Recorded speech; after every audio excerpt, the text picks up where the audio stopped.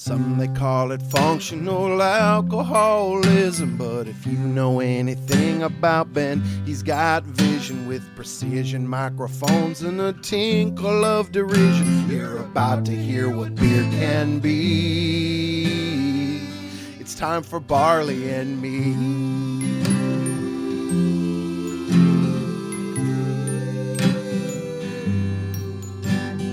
Welcome to Barley and Me. I'm your host, Ben Rice. We're here today in Davis, California at Sudwerk Brewing for episode 150. That's an absurd number. Wow. That's absurd. I can't even count that high. Yeah, right? I forgot. Cheers. Try not to spill. Cheers. Nice. I need to drink some. Way to go, 150. Oh my God. Thanks for doing it here. No Appreciate problem. You And look with us- very young for 150. Right? Yeah, I'm impressed. Wow. Yeah. 150. You set the standard for 150. It's true. It's true. With us today, of course, we got from Sudwerk, Trenton Yackzan. How's it Thanks for going? having me. Great. Cheers. Yeah. And our special guest from the Pink Boots Society is Paulina Olivares. Hello. Also from Leonard Malting and back in the day. Remember Yes. we were doing those? Throwback. Nice. It's COVID times. I don't need these headphones. Why am I doing this? All right. Just making sure we're sounding good. We're sounding great. Awesome. All right. Episode 150. We're here. You guys have done a lot of stuff at Sudwerk Wow. the last few Yeah, years. Yeah. What's going on? Well, Sorry. looks- How did we get here? We were going to do Yeah. the cast.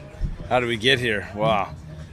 Well, it's all a blur. It's been, about 14 years since I've been involved in Sudwerk. Mm-hmm. But the brand's been around since 1989. So, Same. yeah, there you go. There you Wow. go. Yeah.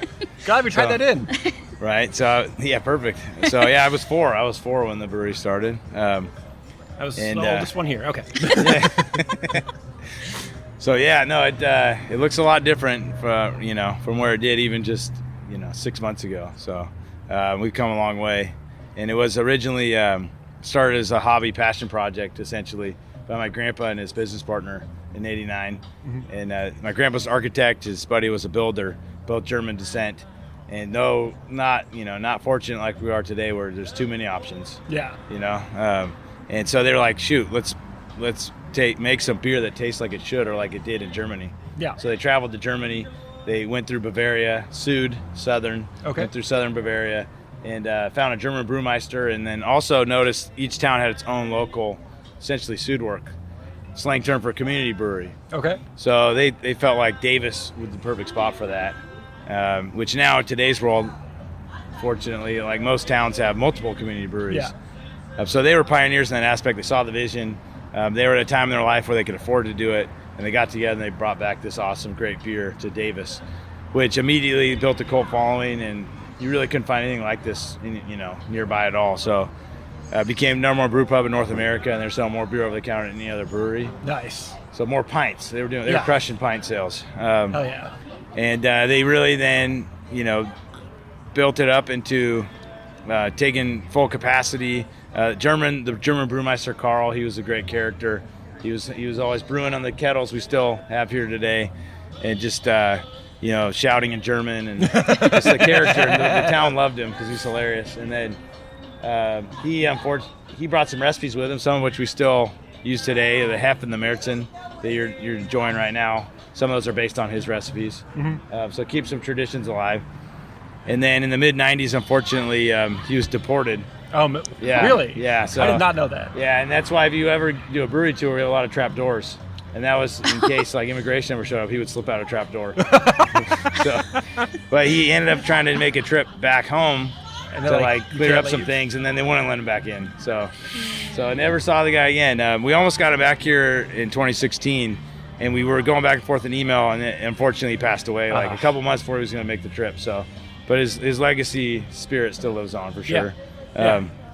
So yeah, a lot of great lore and history behind the brand and Sudwerk, and Ryan and I got involved about 20 years after they started. So 2009. Yeah. And the restaurant, my grandparents were older, so, and my parents and both our parents, they didn't want to be involved in the brewery, right? Okay. It skipped a generation, so their succession plan was like, it's time to close.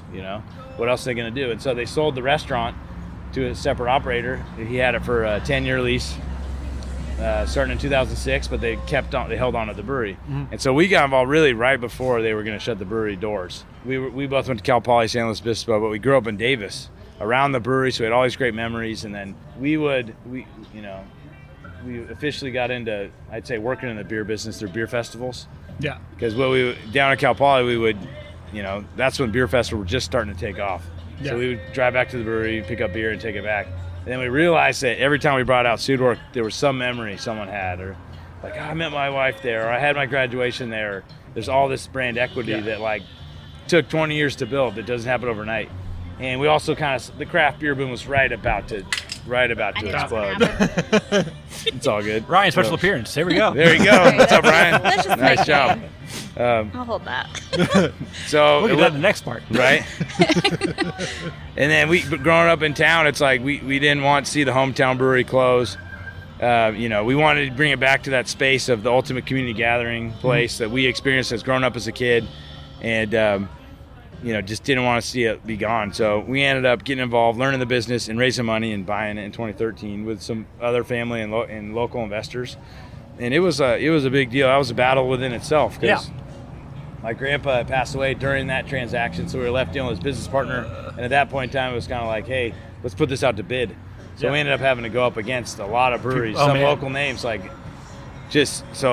made it, I guess it made us want it that much more, because we're like, hey, we want to make sure that, whoever gets it is going to represent the community the way it should be. So we were successful, and then immediately went towards a rebranding program. The Sudwerk hadn't been rebranded since the 90s. Yeah, I remember. Yeah, so it had that real authentic German look and feel. Yeah. And, Very simple. Very simple. Straightforward. And a lot of it still said Sudwerk Privatbrauerei. Yeah. Yeah. So German privately operated brewery that brews pretty beer.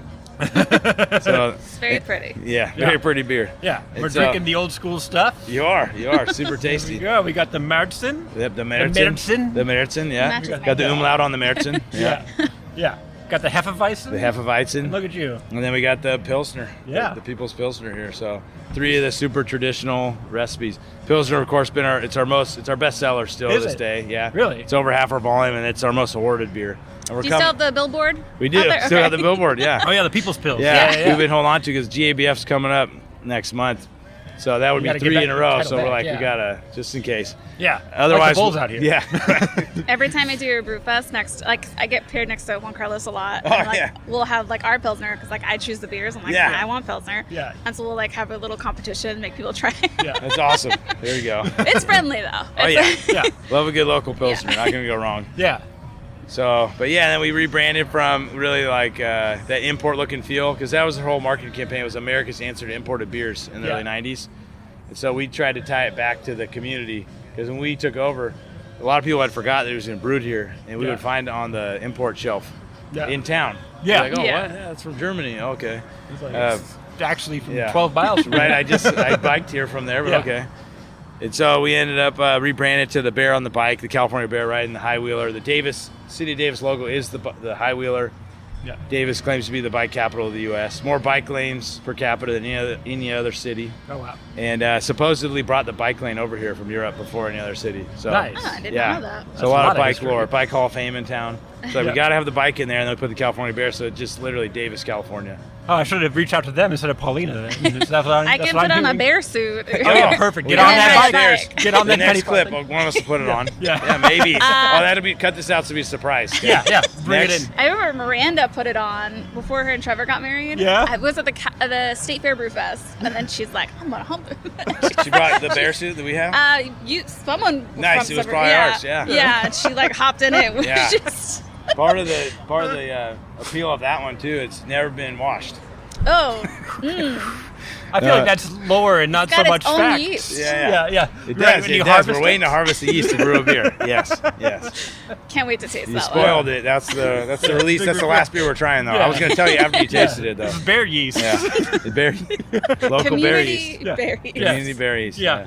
The We brought finest. a lot of different yeast suppliers involved Right, yeah. on this. That was one. proprietary though. No one else Yeah. had No, it. Yeah. no, you can't. One of a you kind. Can't, yeah, absolutely. One off. We got to preserve it for all Yeah. time. Yeah. Just new. Propagate Let's it. keep Yeah. propping. Keep propping. Yeah. Yep. And Paulina, you have a history with beer and all that stuff. Yeah, you? actually, I think I first came here during college. It was at Dollar Pint Nights on Yeah. Oh, yeah. Tuesdays. Famous dollar pint night. Yeah, had some fun nights. There's some Facebook memories keep popping up. I'm like, oh, that was a time. Yeah. But yeah, I've been drinking beer for a while. Nice. Since I've been old enough. Yeah. Nice. But yeah, I mean, this has always been one of my go-tos. I love German style like lagers. Awesome. I like lighter style beers, Cheers especially to that. now. Yeah. I think for a while everyone goes through the like, what's the highest ABV? What's gonna, you try to get your money's worth when you're drunk and young and don't really know how to drink. And then once you figure that out, then you're like, no, I want low ABV and like, what can I drink more of and not get messed up? Yeah. Yeah. What's refreshing? Yeah. Like, I don't want to be like super aggressive because you guys have dodged the IPA bullets as much as you can. I mean, it's true. We didn't brew our first IPA until 2019, so our 30th anniversary. Oh, wow. At least our first like package commercially available, which is a Small Town Hustle Hazy IPA. Yeah. And it quickly became one of our better sellers. Like at a certain point in time, we do listen to the customers, but because we want to stay in business, Yeah. And we also enjoy drinking IPAs, but Sudwerk has been so devout in lagers for so long, we wanted to carry on those traditions. Yeah. But we definitely are dabbling, and we got a West Coast now too, the regrowth, a double West Coast, the overgrowth. Yeah. We're gonna make it like a session or non. It's like we got too many hops from not using the hops. Yeah. Exactly. But that one just took us over at the state fair last month, so that was Nice. good. And we'll probably package that in 19.2s. Yeah. So everyone wants their 19.2s now. Are they back to that? Oh yeah, I they're think back. you're That's right. big. You're one. I right. feel like You need the California tall was boys. a late Yeah. adopter because like 19.2s, like the stovepipe, as they call Sorry. it. They're known as tall boys and And stovepipe. The tall boy I feel like is a 16, and then for whatever reason. you're right. Yeah. But now we're used to 16s. So Yeah, the stovepipes. Yeah. But I mean that took off in Denver. I mean a long time, like 5 years pre-COVID. We're Yeah, talking. Great Divide was busting them out. Oh yeah, and then to a point where like even I talked to our local, he works for Berlin, Franco, a great guy, and I pitched him on 19.2s are going to take off here, and he ordered a truckload, and they didn't take off. So he'll remind me of that sometimes. But sometimes I'll text him though, hey, I'm serious on 19.2s. Yeah. You were just ahead of the Yeah, curve. we were too far ahead for this market, but now What like, you need It is used to be like just Oscar Blues, like that was Yeah. if you go to a grocery store. Yeah. I worked at Total Wine, that was like the only 19.2 we had. Yeah, and it's kind of like it takes you back to the 22 ounce, and when that was popular. Yeah. Oh man, And it's remember the those? value buy or the quick like, hey, I just want to spend a couple bucks for that 10% ABV. I just see one. Yeah. Yep. And that's now the 19.2, and I think 4-packs are starting to wane a little bit. Yeah, because you don't want 4 of the same beer. You want one of the beer. Yeah. And the shelves are so full of them. It's like, which one do I, and everyone has great artwork now, so like it's harder to differentiate. It's very hard to differentiate. Yeah. But artwork isn't the best determination of good quality. beer. Exactly. I've been duped Yeah, it's plenty names. of times. Exactly. Everybody knows Yeah. it's Yeah. puns It's and tricky. names. That's Yeah. how you know it's good. Yeah, oh man. But have you guys thought about making a 19.89 ounce can? Oh, that's it. That's the ticket. Yeah. Okay. The Ben size. Yeah. I don't know what I'm doing. That's a Big Ben. That's The what Big we- Ben. Oh, the Big Ben. I like it. Yeah. I like it. That's great. But that's London though, and You get trademark that now. But, that's true. I should get in that. If I had trademarked all my $1 million ideas, I'd still be broke. But anyway, so you family-owned business. Yeah. You got in, Family, friend owned. Skip, yeah. Yep. But it came from your family, and then Yep, your parents and then- like nothing. Of course, because you want to revolt against your parents, and Yeah, so you're yeah, revolting against your parents, what's to revolt Yeah. against your parents, which made you on Exactly. your It's like grandparents' side. it's in our DNA. We can't help Yeah. it. And they were Yeah. telling us not to do it, which is even like okay. Oh, well, now I that have means to. we have. Yeah. Now I have to Yeah. do They it. just want to do it more. Yeah. So yeah, it was. It was. They're just like. We're trying to find ways to tell our story that don't like. Because there's just so much to it. It's been so long too, and we've seen the ups and downs of craft. But just here specifically, I mean, here comes the train. We do a promo when the train goes by, $1 off. Go. Oh Get a boy, drink. $1 Yeah, off. Yeah. Oh man, Yeah. Good that's stuff. so good. For sure. But no, but the restaurant was a big part of the history. And then it was something we didn't, that didn't become a part of our business deal when we bought the brewery because they were separate entities. I remember that. And the person who owned the restaurant had a license to use the name, which was Sudwerk, right? And so we like pretty soon realized that he was having a tougher financial time. It was right after the recession. And so he wasn't able to invest in what he had just bought. And so we're like, hey, we're almost like your marketing team. Yeah. So we went out and we were just promoting Sudwerk brand and selling it through distributors and driving people back, And then at a certain point in time, like, hey, this loading dock, it's full of trash. Why don't we clean it up and it'd be an experimental tap room, you know? And that was in 2011 or 12. Yeah. And that was like, you know, it started as like a speakeasy, like most of these brewery stories today, where the door's half open and people are like, what's going on in there? And it's, you kind of, what kind of, I've never had a freaking beer out of a barrel, you know? Yeah. It gets people all fired up on what beer could be. It's that story telling us. The story, exactly. And then you're drinking with the brewer, and you're getting the tour, and all that like, cool stuff. It's a special thing, because most people wouldn't have the courage to go knock on that door. Exactly. Yeah. Like, you're one of the brave ones. Yeah, exactly. Knocking on the door. Right, Come and knock on my door. We've been waiting for you. That's it. We should play that. That's going to repeat. Yeah. So that became more successful than we expected. He was driving people in. We weren't doing the food. He was doing the food, right? Yeah. But at a certain point in time, it's weird timing when his lease was almost up. He essentially started to pin the losses that were happening on his watch on the brewery because of the tap room. Yeah. When really it's like we were a limited operation, limited hours. We didn't sell food, and we were driving people in. Anytime, go next door. We were only experimental beers. Yeah. Like, you want to try the Pilsner Meritzen? You want the core stuff? Go inside. Yeah. So it really was this symbiotic relationship. But at a certain point in time, I think he thought that was kind of his way of, pinning stuff on us. And so he sued us, and it was like it was a huge bummer. We're like, what's going on here?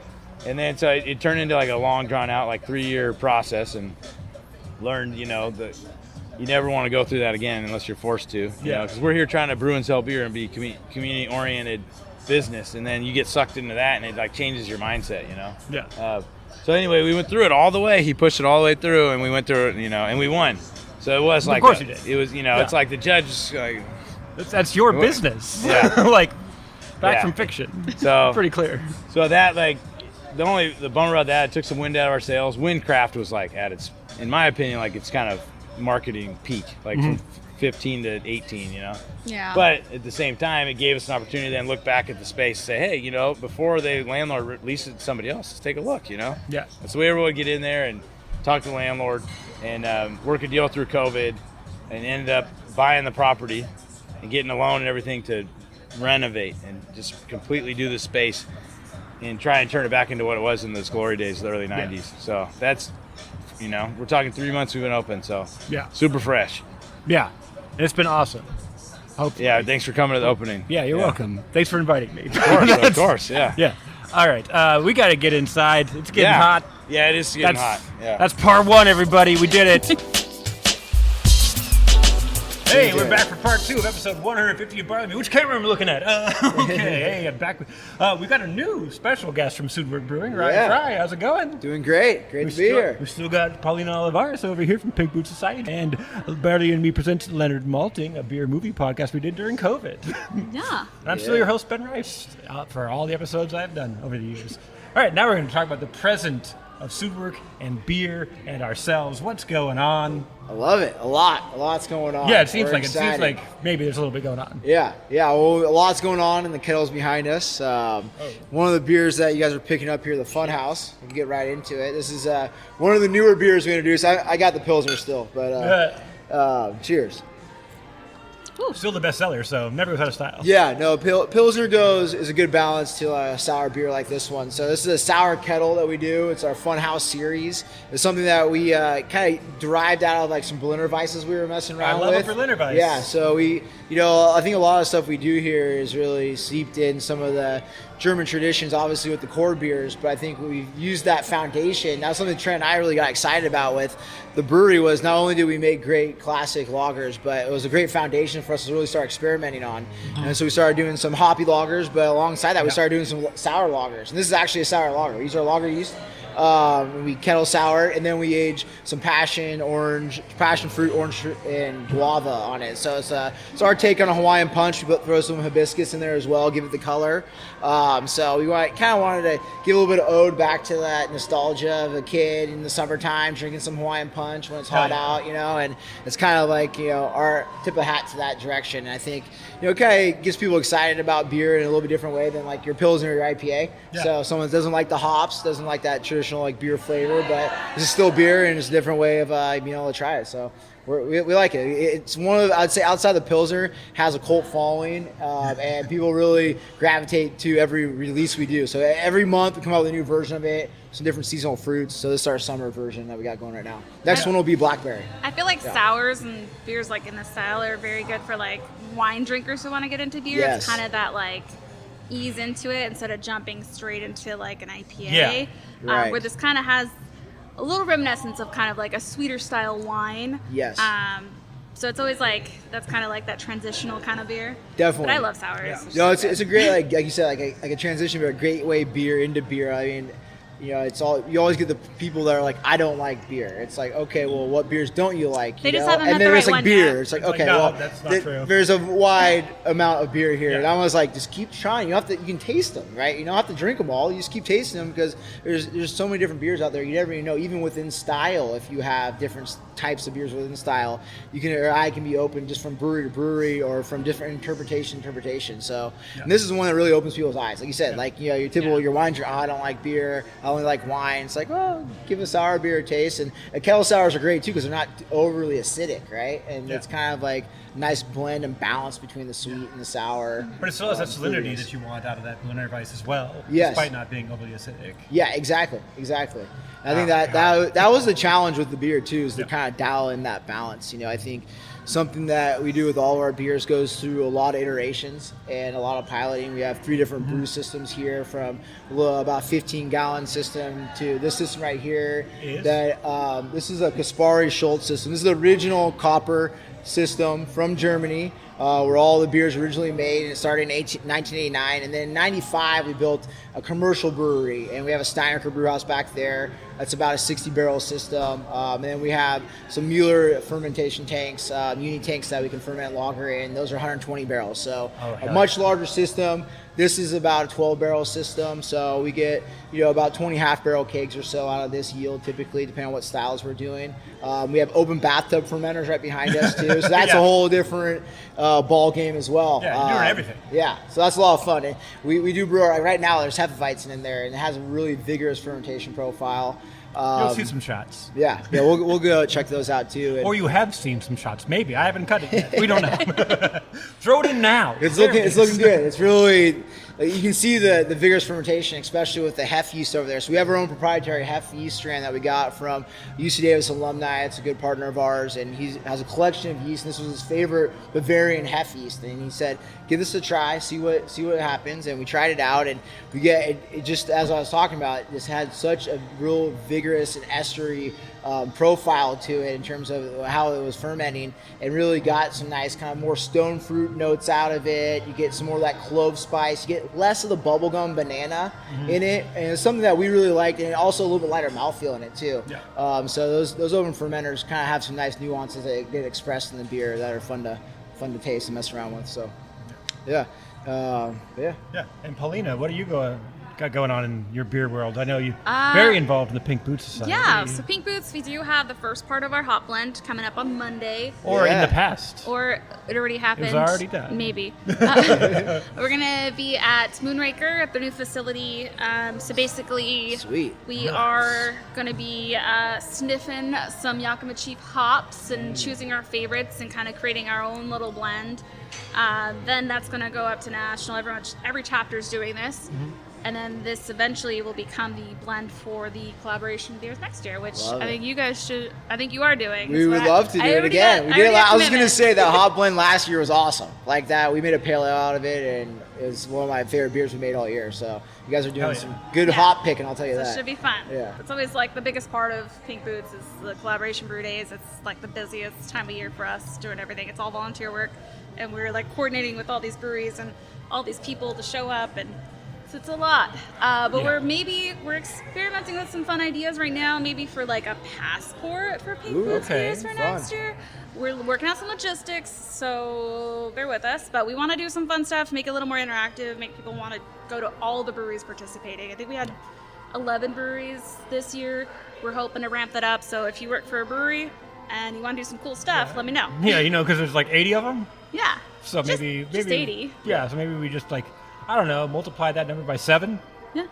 7, 11, is that okay? 7 times 11? I I don't know. Right, we got it. Yeah. It's worth it. It's a lot of fun. Yeah. We enjoy it every year. We look forward to it. It kind of kicks off like beer season, like. Yeah, I mean, and great. if you guys are free Monday, round 4, want to come out to Moonraker. We might have to. I think we can make that work. Come on yeah. out. Well, thank you for the invite. Yeah, I love it. I love it. Yeah, hop selection process. Yeah. Going on. And then, what is your official title with Pink Boots right now? Because I know you've grown through the ranks. It's kind of like a co-leader right now. So we do elections. We try to give everyone a chance. We do like 2-year kind of stints in each position. I did my 2 years. We did elections, and nobody signed up for a chapter leader. So we're kind of sharing it. It's me and a few of the other leadership members. So I think I'm just kind of the mascot right now. Okay, yeah. I think so. I'm still, helping plan things, but stepping back a little bit, giving people a little more chance to step in. I don't want to do everything. You don't want to control everything, right? And no, so, it's not a dictatorship at all. Just like at a brewery, you have to hey, you're going to do this part because you can't take it all. Divide and conquer. Yeah. Because I'm sure when you bought the place, you thought, oh, I'm going to do this, and then eventually it's just like, oh, I can't do all of that. Yeah, exactly. There's a lot that goes into making a glass of beer.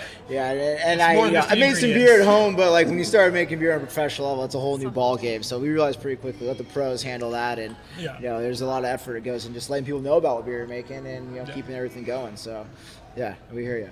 Yeah, exactly. And then also what you guys do, you guys pair with UC Davis, not only for your Hefeweizen yeast, but also for several other things. Yes. No, UC Davis has been a great resource for us and a great partner. I mean, they have their master brewing program, their classroom on the backside of our brewery, so it's an extension program that you can go through the master brewing certification through. And then they have their undergraduate program that we work with and do an iron brew competition every year where all the students brew a beer. They get entered into a competition, and the winning beer gets scaled up and brewed here. Yeah. And a porter won this year, and that's available as well. It was a great beer.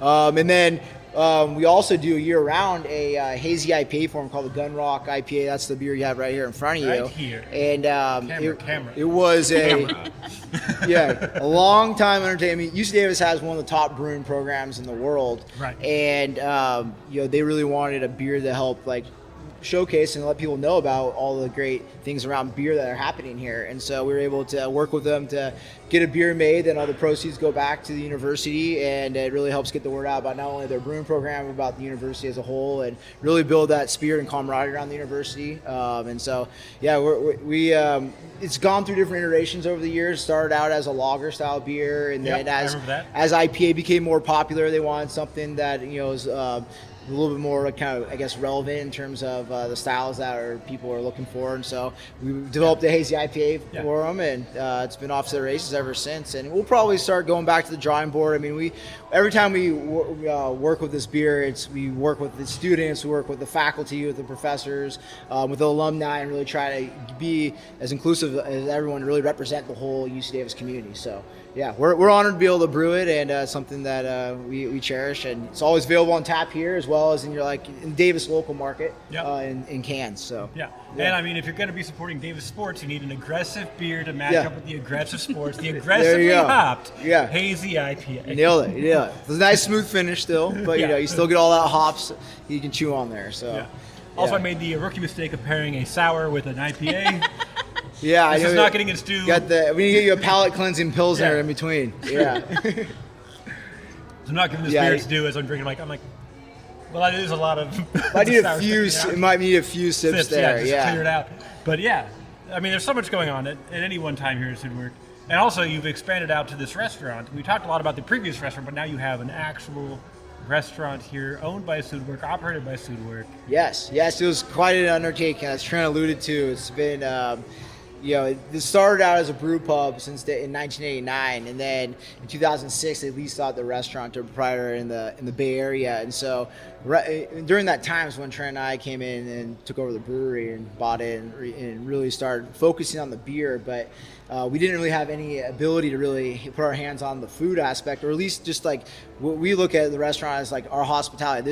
We're trying to showcase the best of our beer, the best of our brewery to anyone in the area that's coming to experience it. So we want to really be able to deliver that here on site. And what we did with the dock was try to, like Trent was talking about, we tried to open up the brewery and invite the community in, show them what we're doing. It's not, we're more than just, our pilsner and our classic beers. We have a lot of innovation and creativity going on here behind the scenes. We want to showcase that, and that's what the dock let us do. And then once the community started coming in, we realized this was a great way to really connect with them, and we wanted to be able to do that on a bigger scale. And so when we won the lawsuit at the restaurant, we realized, really if we wanted to be, really do our brand and our beer justice, we had to create the ultimate experience on site with it. So that's really what our restaurant is here. We went out and found a local chef that is a Northern California guy that really had the passion about food that we have about beer. We thought, we've been trying to make the best beer possible, and we've been lucky to win some medals recently for our Pilsner and other beers, but we wanted some food to at least be at the same level of that. It's like, it was always like, hey, come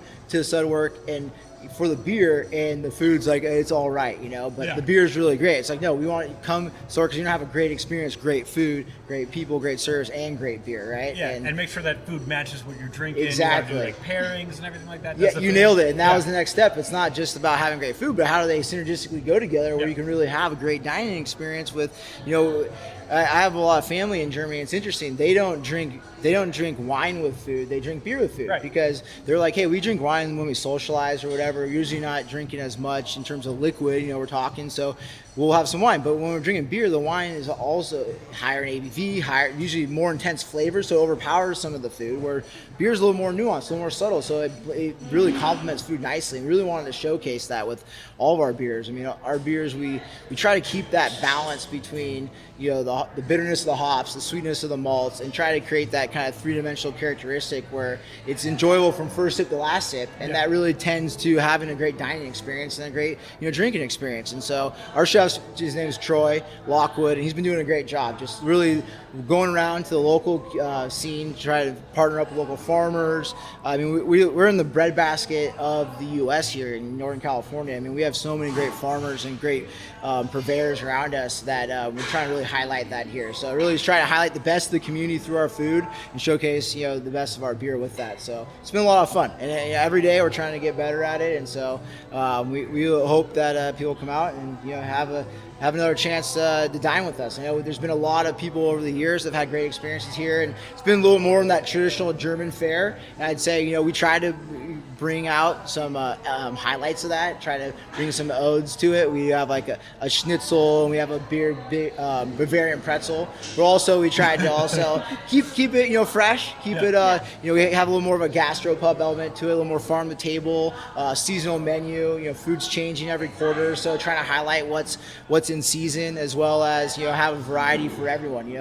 One thing we recognize in our community is that there's a lot of different people that live here. We have students, we have faculty and professors, we have researchers, we have families, we have young professionals, we have travelers and visitors. We didn't realize retirees, yeah, we have them all, and so with that, you got to be able to really provide a little bit of everything for everyone. So we're really trying to do that and do it all really well. So we're excited. It's been a lot of fun, and it's only been a few months since we've been up and running, but in terms of the restaurant, but we're excited to be welcoming everyone back in again. So thank you for coming out and doing this here. Yeah, we're fired up. Yeah, I'm super happy for it. So that's kind of your present here. So kind of like bringing back the community aspect. We're making sure that everybody's represented. Everybody's got something they can enjoy. Yes. Food, drink, or other. You're right. Making sure people are available. Yep. Coming out. Now let's talk about the future somewhere else. How about that? Let's do it. Yeah, we got some more to show you. What's coming down the pipe? Let's talk about it. I love it. Yeah, do like a filter, like. Transition. All right, let's get out of here. I like it. Hey, we're back for part 3 here at Sudwerk Brewing, episode 150. I'm still your host, Ben Rice from the Barley Podcast. With me, my special guest, Paulina Olivares from the Pink Boots Society. Now we've got Ryan and Trent from Sudwerk here. And then we've got a secret special guest. It's Chris White from White Labs. White Labs, yeah. Welcome, Chris. Cheers. Cheers to Chris. Happened to be around. Yeah. I mean, how do you not say, Chris, do you want to sit down for a second to talk about the future of beer? Sounds great. I love Sudwerk, so it's great seeing you here and jumping in. Yeah, absolutely. Thanks so much for doing it. All right, so this topic, we're going to discuss the future of Sudwerk, of beer, of ourselves as human beings. So I guess, Ryan and Trent, we'll kick it off with you, obviously. Where do you see Sudwerk progressing in the next couple of years, and where do you see beer going? So I see it going where we are, where we've just reopening the space. I think beer's going to get back to more in-person, more personal, more hospitality focused. I think breweries, we learned we were doing it, a lot of breweries had a food truck focus. We've taken that in-house, and we're trying to raise the level of beer quality, and we've built a great legacy in beer, but now we're trying to build a similar legacy in food and hospitality. So I think giving people the best possible experiences on site is going to translate to anything we're doing out in the marketplace. And it's a crowded market for sure right now, and I think finding the right packages, we talked a lot about the 19.2, so finding those 19.89. Yeah. The year we started that's a great idea. So I think finding ways to be competitive in that. Continue to focus on beers that work, like Pilsner, our best seller. Great yeast coming from White Labs as well, so appreciate that. But yeah, just I think try not to do too much. I think consumers are overwhelmed, too many options, too many flavors out there. So we're trying to get back to the basics, the fundamentals. So keep pushing that Pilsner as part of our long-term future. And speaking of getting back to the basics, seems like we got 3 pills on the table. We do. The proper Pilsner glass. Yeah. Killing it. Yep. I've got a West Coast IPA and a barrel-aged Doppelbock for some reason. You know, that's the future of beer, barrel-aged Doppelbocks. Everyone's doing it. Everybody's doing it. I've got the Queen's Cup There you go. because Pink Boots, pink on pink on pink. And Hail, the hail. cane's pink and my backpack's pink. All pink everything, not because of Barbie. Yeah. It's always she's been Awesome. like this Yeah, for a I've long been time. like this. Right. Yeah, I do think that the community aspect is definitely where beer's been going for a while. I think the idea of like a regional brewery is even hard to do, let alone a national brewery. But Chris, you're dealing with everybody across the nation. What are you seeing? Interesting question. We are seeing what Sudwerk sees and some other things, that distribution is very competitive, very difficult, very expensive, and people have started ordering IPA instead of a brand, or pale ale. So it's even harder for your brewery to stand out when people are ordering the style. And then there's also a growth in the alternative beverage, Yes. the non-beer alcohol space. And breweries can make some of those things. It Yep. started with seltzers. New legislation would passed say about ciders, which is nice. ciders have been around, and it may be a renewed interest. But it's going to be interesting to see how many small craft breweries can change to address that. The Brewers Association said earlier this year that they expect 30% of the craft beer category to be alternative beverage. And so breweries need to think about the ciders, the high gravity seltzers maybe, or something that hasn't been invented yet or created yet to grow. Not to stay in business. I mean, beer's not going away. 70% still being beer, and then it will come back as young people move back to beer, to craft beer and bigger beers. But if you want to the next decade of growth in consumer interest, it seems like you do need to reach out to that 30%. And the Brewers Association say the craft breweries now are only making 2% of alternative beverage. I look at our own White Labs brewery. We have a little brewery to be open to the public, and we're about 0, even though we make the organisms for the alternative beverages.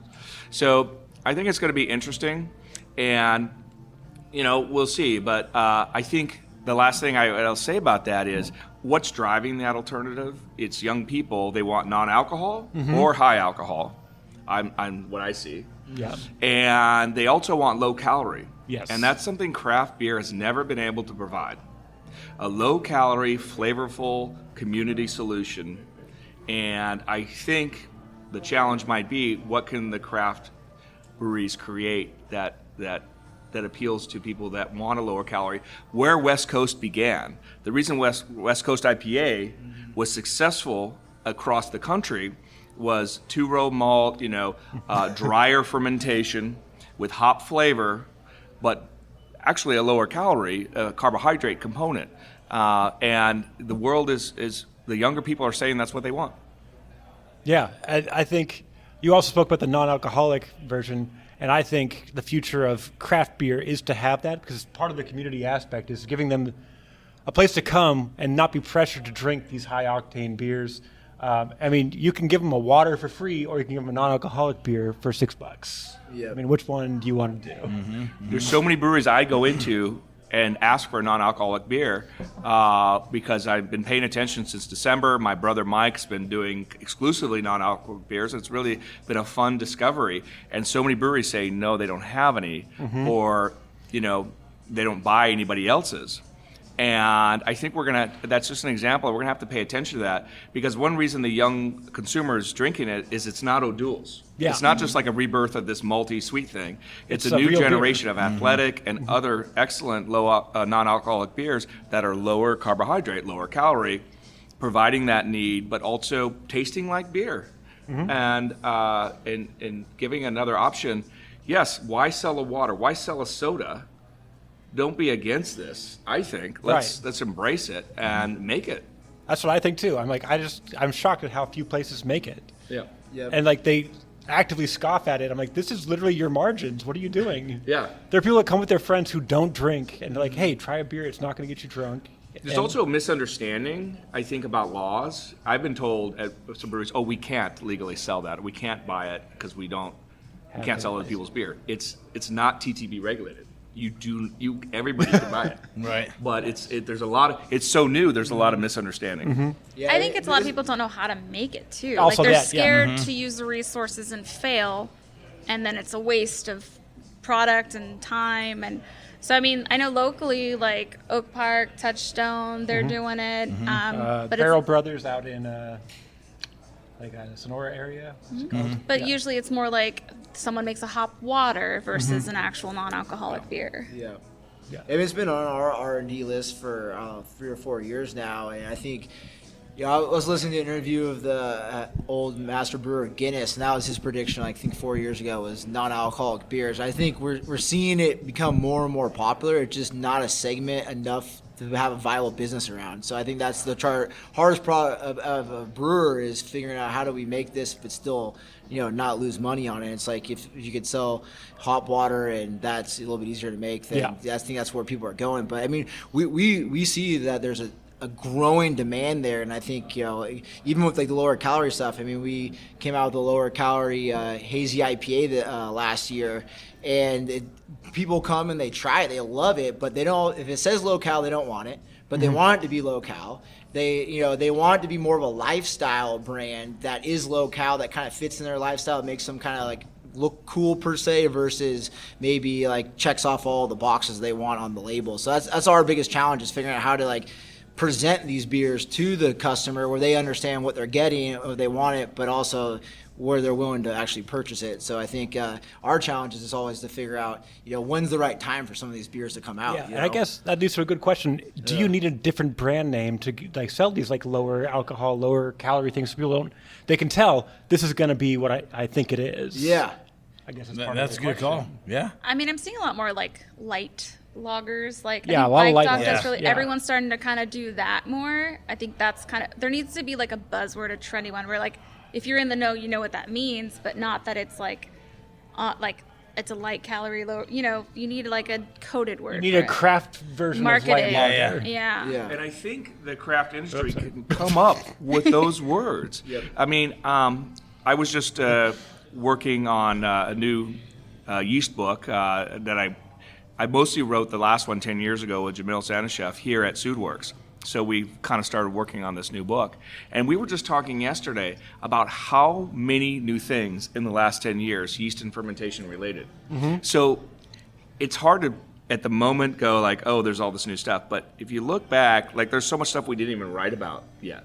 Yeah. That has happened. And so there's so many new things that can come out. And that's how we're going to stay growing. That's how we're going to stay relevant to the young person. When I say young, I mean 21 to 25. Yeah. That's the segment's American missing. craft. That's the American beer segment. When I started getting in this industry 30-some years ago, that's what they always talked about, the 21 to 25-year-olds. I had no idea how much an impact it would actually make in craft too, because they still drive craft. Yeah. And right now they're not coming to it as much. Right. So we got to find a way to get them back into it. And whether that's through education or something. Rebranding of craft. Rebranding of What's craft. The word? What's the new word? Because that's the dad's brand now. But you know? that brings in also like other demographics that aren't really for craft beer, like women, people of color. Like it's just there's so many untapped areas, and it shouldn't be just out of a marketing aspect, like oh well, we want your money. It should be like well we want everyone to enjoy our beer, and we need to find a way to reach out to everyone. Right. Because it's not just for one type of person. It's not just for guys with beards. Oh, no. That's about as best I can do It's not just right for here. you guys. But yeah, there needs to be some way, and I know that every conference has some sort of panel about how to reach these people. But I think it's the authenticity of actually wanting to and actually engaging with these. So instead of just like doing a brew fest, like you pair up with the organization and bring people in that normally wouldn't come to your brewery. Yeah, Totally. I was having a conversation with somebody the other day. It's like, oh, I'd love to open a bar, but I can't do it where you live because like black people don't drink beer. I'm like, yes, they do. They absolutely do. There's and shirts. Crown and Hops makes a whole shirt of it. Yeah, like it's absolutely. You just got to find them, or like they find you, whichever one it is, and like make sure that they feel not rejected there, because you got to watch your customer base, unfortunately, how they're interacting. But yeah, I think it's not that hard. I think because beer has so many flavor profiles, it's really just fitting the flavor. Like it's like with anybody, you just go, hey, what do you usually drink? What kind of flavors do you enjoy? And we've got a beer for you. Boom, right there. Yep. I've seen that happen in Asia, where craft breweries have been opening and doing great for a long time, and there's a lot of beer sold in China and Japan and Thailand and elsewhere. And craft is people are trying to start craft breweries because they're community, they're fun companies to work with. But the question has always been, how do you sell to more locals versus just the foreigners living in a place? And so we have a White Labs in Hong Kong to bring yeast in and move around. And there's a Hong Kong brewery that was in the normal areas with all the tourists and foreigners. And they decided to put a tap room in the middle of the most Chinese community and see what happens, Mongkok. And people responded. They came, they drank beers. And what was interesting story from that was everything sells equally. There are no other tap rooms in the other areas, IPA's number one, pale ale, but they're in a community that had less knowledge of the different beer styles. Everybody just bought a pitcher of barley wine or a stout or an IPA. And so they were selling sort of equally everything. I thought that was a fascinating story about you got to put that on the menu. Pitchers Pictures of barley wine. Yeah. Oh boy, that's a question from the past for me. That's pretty interesting. I was going to ask. I was wondering because it seems like as people start to spend more time with beer, they start to gravitate towards certain styles. And it seems like if you look at the majority of beer brewed in the world, it's it's a lighter lager, and then now with like craft beer, it's IPA that dominates craft beer, right? So those are kind of more popular styles out there that as you drink more beer or get older, you seem to gravitate towards. Do we see that change? That's been happening for generations, right? So I think it's always new to discover new stuff, brings people in. There's a lot of variety, but it seems that at some point gets funneled back to these primary styles. And is that really going to change going forward? I think everybody has their progress as a beer drinker. Like I started with Belgians and flavored stouts as far as that goes. Because I think it recognizes the coffee flavor and like the sweet that you kind of get from candy, and then you kind of hate IPAs, right? Then you learn to love them, and then you're like, now I just want a lager. I think that's kind of the natural progression as you get through the craft industry and like getting into it.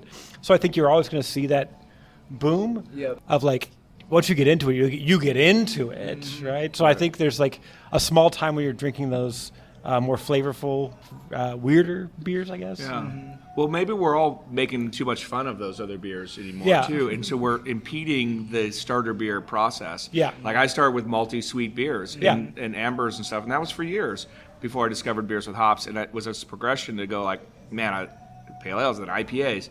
But if you don't give that progression, because now we want to make fun of those things, just like winemakers made fun, people made fun of Red Zin, and they lost that whole category, which was a big seller. So maybe we need to think about the starter beer. Yeah, I do too. Kind of category again.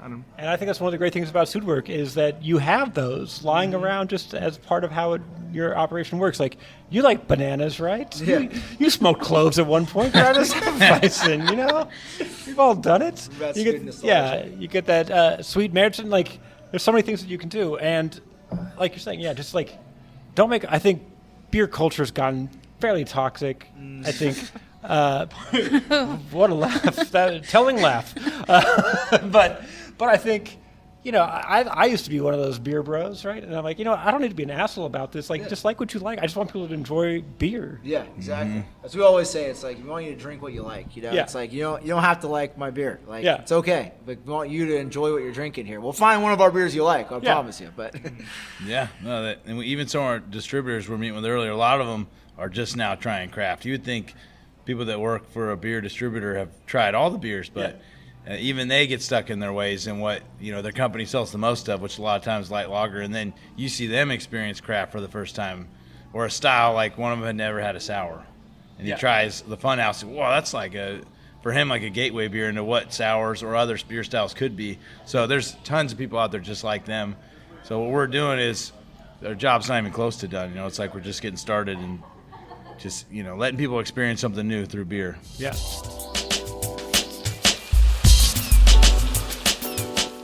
I think for some people, like, craft beer seems so pretentious. Like, there's that stereotype of, like, some guy, like, judging your beer and, like, and those type of guys are never actually beer judges. Like, they have they're not even cicerones. Like, those type of people are, like, the worst. If you go to a brewery and someone's judging your beer choice, don't listen to them. That's the worst type of person. Oh, there's worse people. That's the worst type of person, like, sitting in a tap room. It's just, everyone's there's a place for Stella, for Blue Moon. Like, we've all done it. Yeah. We've all done it. Yeah. And I'll do it again. Well, they have brewers. The big breweries have the marketing side that we all know of and see every day. But from what we work with, also I see the brewers. And they're just like everybody else. They're like the home brewers or like the craft brewers. They're just a small number of people in those companies. Yeah. So, but they're trying their best too. And I think one of the things those large breweries have done is the top selling beers in the United States are, Coors Light, Miller Lite, Bud Light, in different orders. But and for decades, well, I guess not for decades. I've only been around for a few years. I'm like, is this the year of the lager and craft beer? And it never is. But it seems like every year we say it is. I feel like West Coast is coming. Like, hazies were dominant for too long.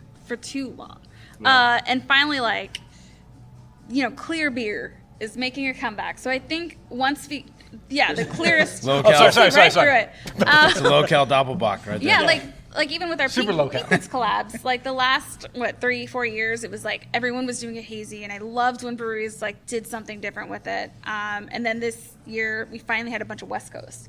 It's like, yes. So I think at least what I'm seeing when I'm out is like lower ABV, clear beer. So I'm hoping that like just slides right into the lager.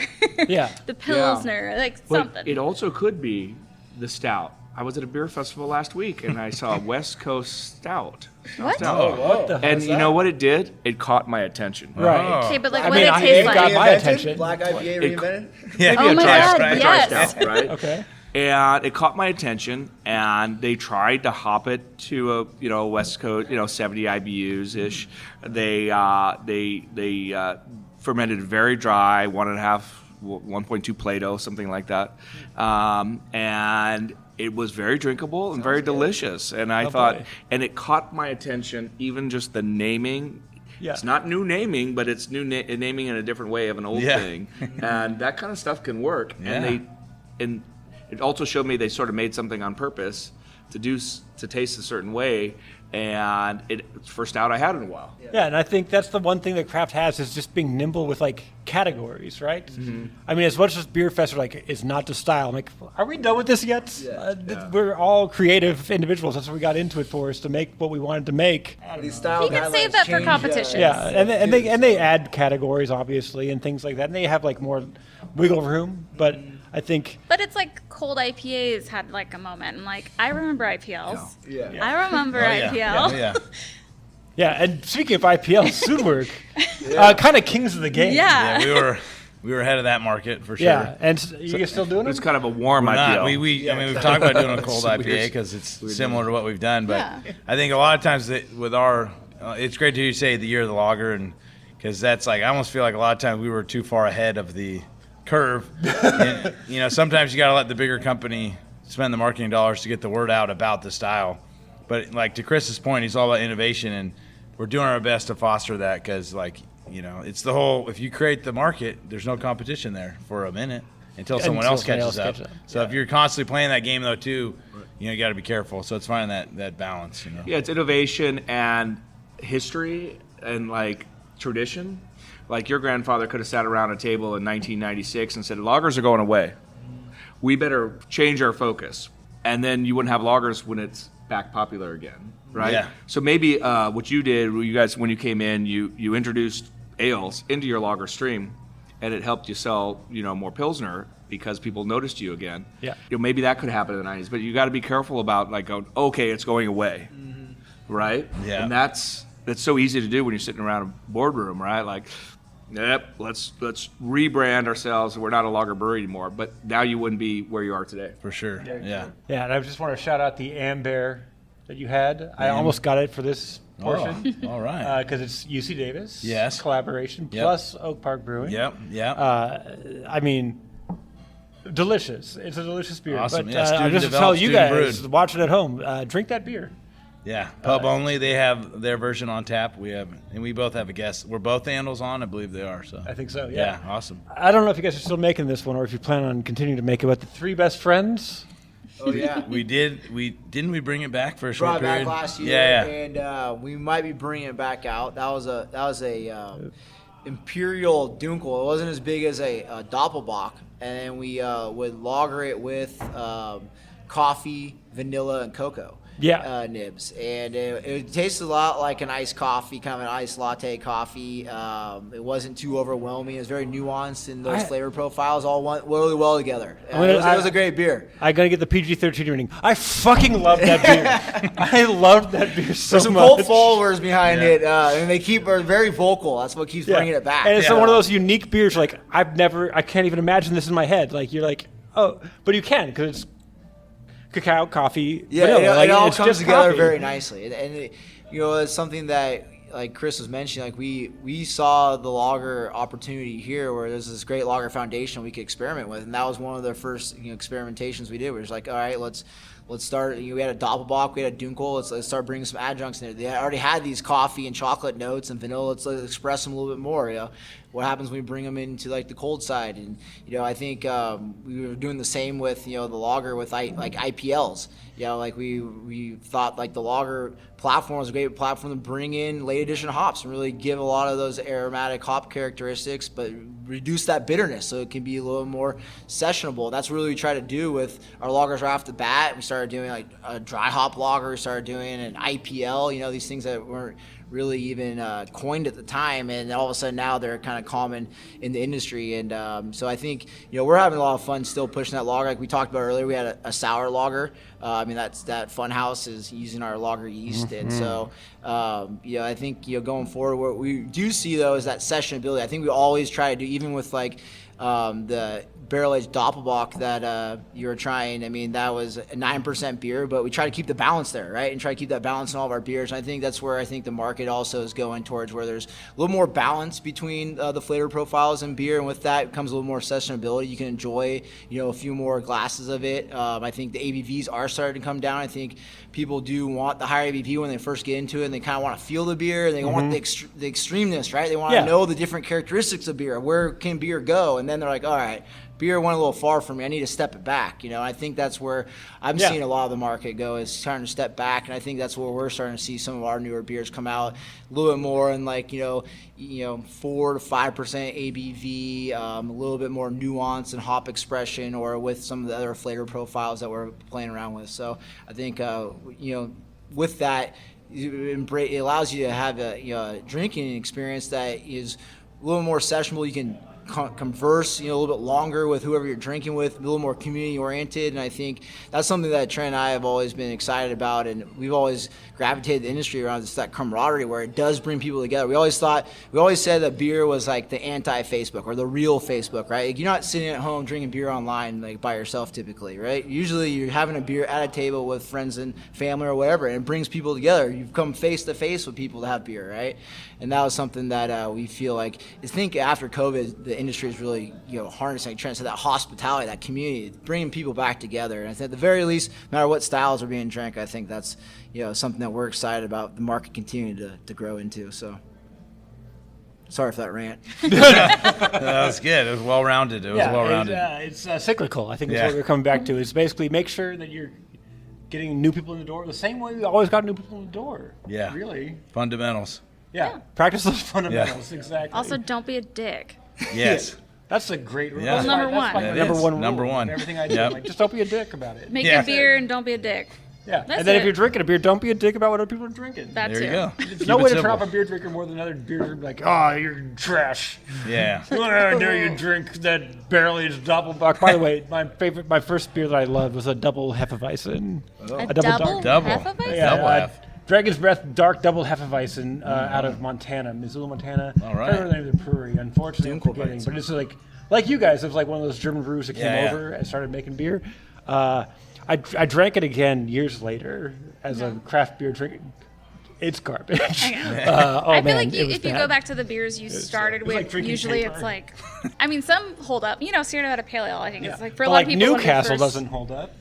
Sorry, I'm not. This is a positive podcast where we talk about how great beer is all the time. No trash talk on Barley and me. That's what we do.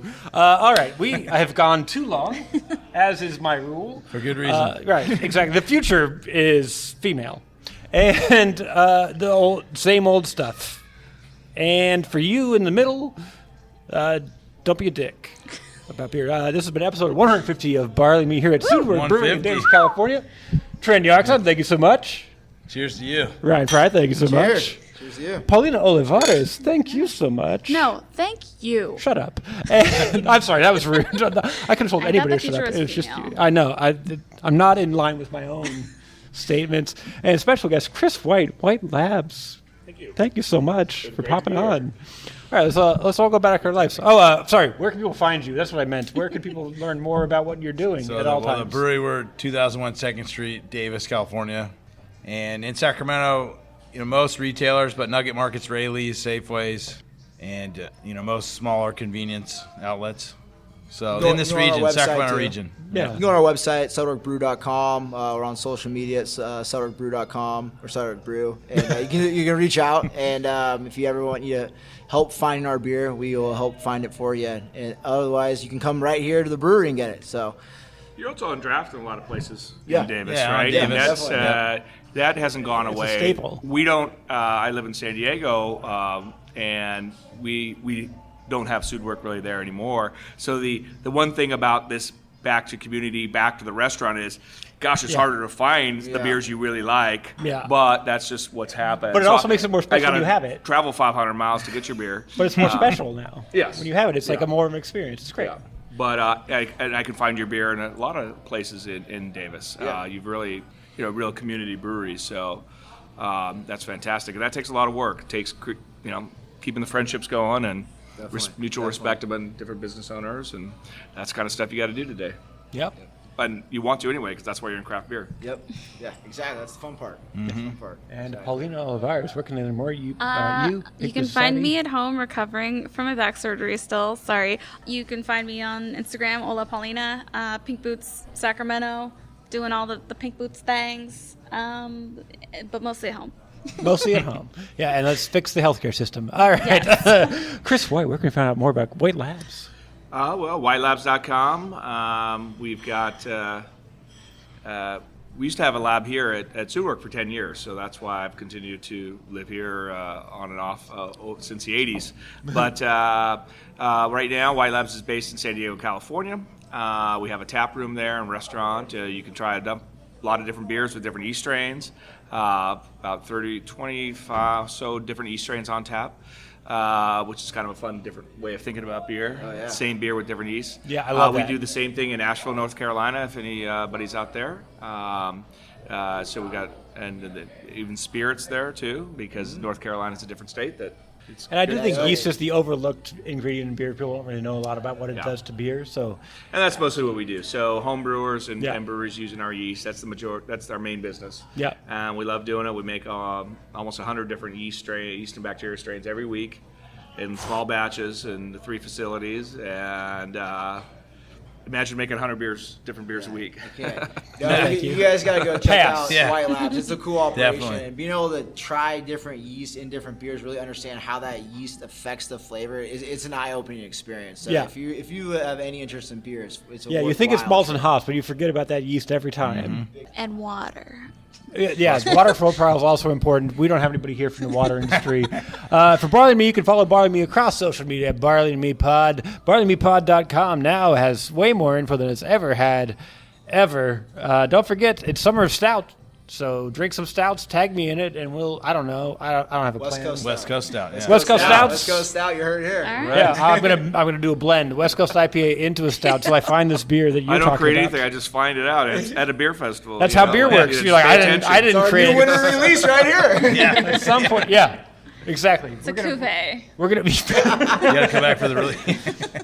the most pretentious of beers. Yeah, Definitely make $20 that a the bottle. focus. Yeah. All right, but for real, episode 150. We're done. Stop watching. Stop listening. Don't forget to check out all these things. Thanks so much for listening. Thanks so much for watching. Get home safe.